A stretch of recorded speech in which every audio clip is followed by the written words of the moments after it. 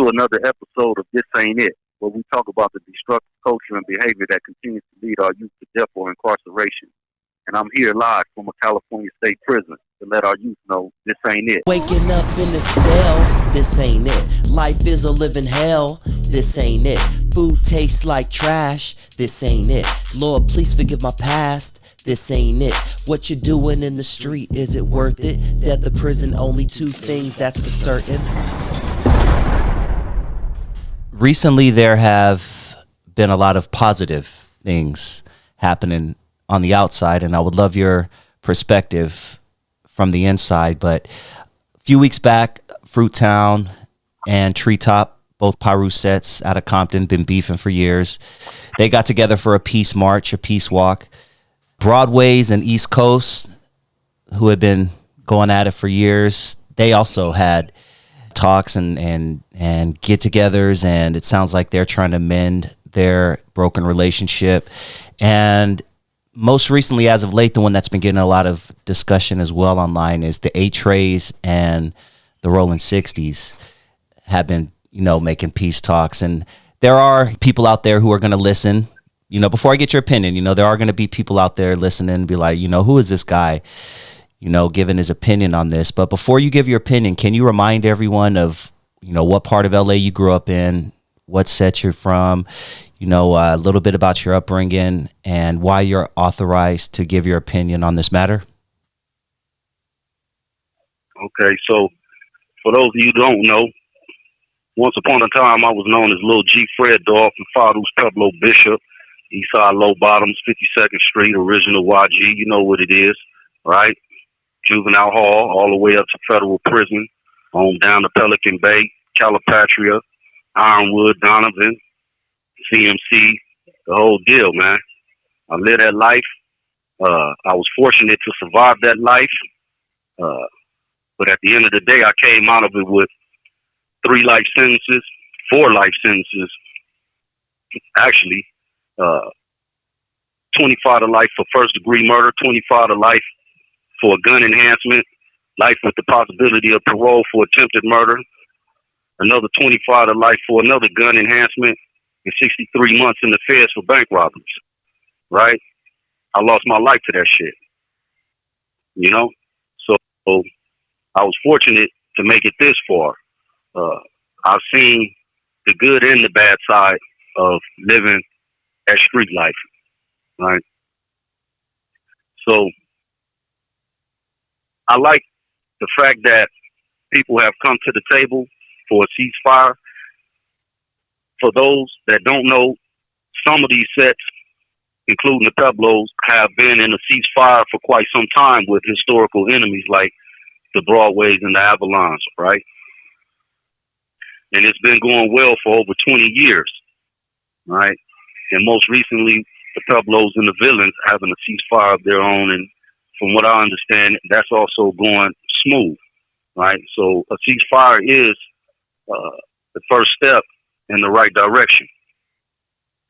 What's the next step? You got to give people something to do. It's unfortunate that in our community that a young black male or Hispanic male or just a young person in general that's involved in gangs and criminality feels like they've been disenfranchised and put out of work if they can't put in work and kill somebody. This is a very strange matter, right? To feel like that, that's what I'm here to do. And if I can't do that, I ain't got nothing to do. Nah, man, we got to give our youth, man, we got to give our people something to do, man. Some jobs, some programs, something, to repair the hole that we put into the community. As far as these ceasefires go, I believe that, in my opinion, my humble opinion, it's the result of a lot of these lifers and long-term offenders coming home after doing 20, 30, 40, and in some cases, 50 years in prison. This is a different time. It's not like back in the 70s or even in the 80s where, you catch a body and then you go to YA and do juvenile life and you be out by the time you're 25. You catch a body now, man, you can be in there for the rest of your life. Case closed, right?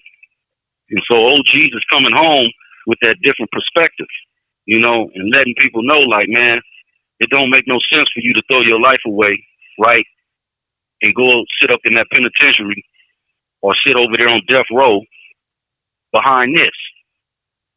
The strangest part of all of it is that in some cases, when you do catch that life sentence and you wind up in prison for putting in work or whatever the case, and a race riot kick off, the same people that was your avowed enemy on the streets is right there fighting side by side with you, right? And if you want to go to the next level in the federal penitentiary, we all from the house, as we used to say. We all from California. Bloods, Crips, Bay Area, North, South, it don't matter. You know? So how you going to throw your life away for this on the street and then go in prison and have to deal with a whole different kind of politics?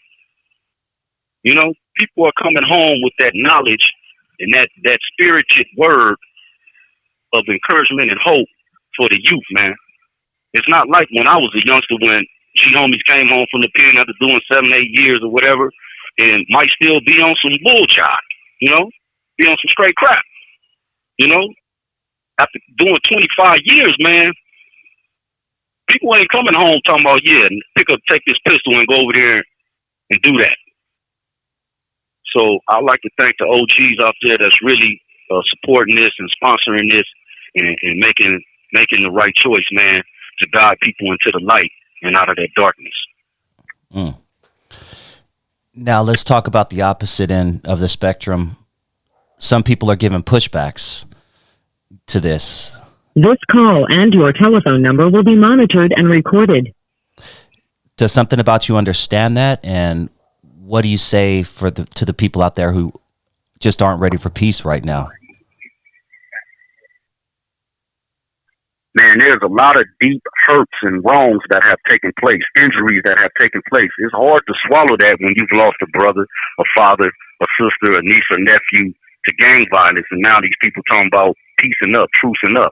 I don't even know what that's like, man, to lose one of my blood relatives to gang violence. You know what I mean? I ain't lost no blood relatives like that, so I can't even speak on those people who might feel that way that have suffered in that manner, man. The only thing I can say that is we got to find a way to move forward. We are in a situation where this is like third world country stuff. You know what I mean? This is stuff you expect to see in Central Africa or somewhere deep off in South America between some tribes that's been fighting for 50 years, 60 years, right? This is America in 2024. You know what I mean? We got to figure this out. And like I said, the ceasefire thing is the first step in the right direction, in my opinion, to coming up with some solutions and to moving forward into some healing. What do you remember about the 92 peace treaty? Can you tell us about that time period from your perspective? Oh, I was one of the knuckleheads. I was 13 years old in the parking lot right there on Long Beach in between 52nd and 53rd with the homie Lil Nut and them. And we was talking about ambushing the Crips when they pull up. And you know what the G homie said? You better not. You better put that thought up out your mind. Y'all ain't finna do that. And so we had to stand down because we had G homies that we had to respect. Right? So when they did pull up, we had Avalons, we had Faux Trays, we had a little bit of everything from the bottoms pull up. They hanging out the windows, out the sunroof with the camcorders, Jerry curl juice dripping, you know, blue rags flying. This is the first time I ever seen anything like that in our project. You know what I mean? And it was just mind blowing to think that I was told that these are my enemies, and then suddenly I was told not today, not today.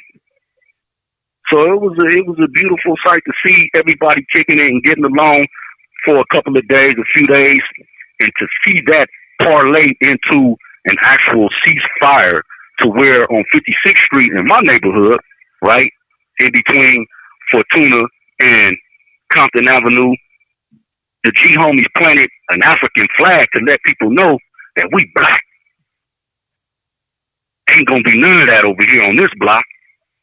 You know, and that just set the pace right there. That set the standard in a kid's mind that, man, This call and your telephone number will be monitored and recorded. it's a flag bigger than this rag that I got to respect.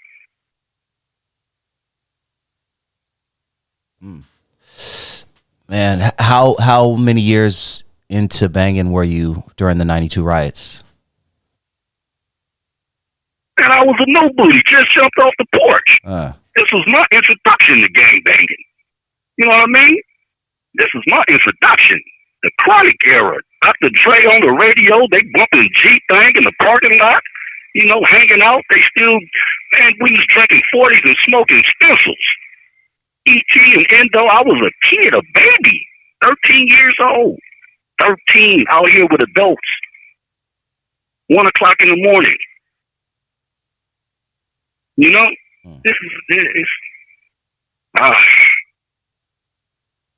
we got to do something to save our youth, man.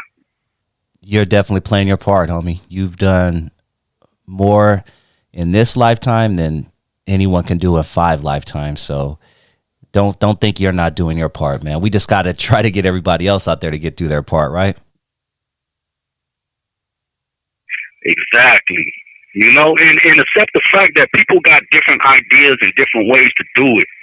My way can be different from your way, as long as we have the same goal, which is peace, man, which is love, which is happiness. Make war.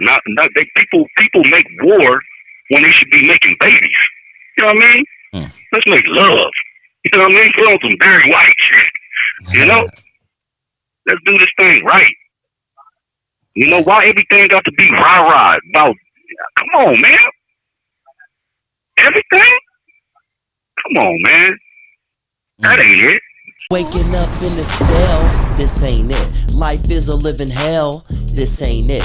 Food tastes like trash, this ain't it. Lord, please forgive my past, this ain't it. What you doing in the street, is it worth it? Death or prison, only 2 things that's for certain.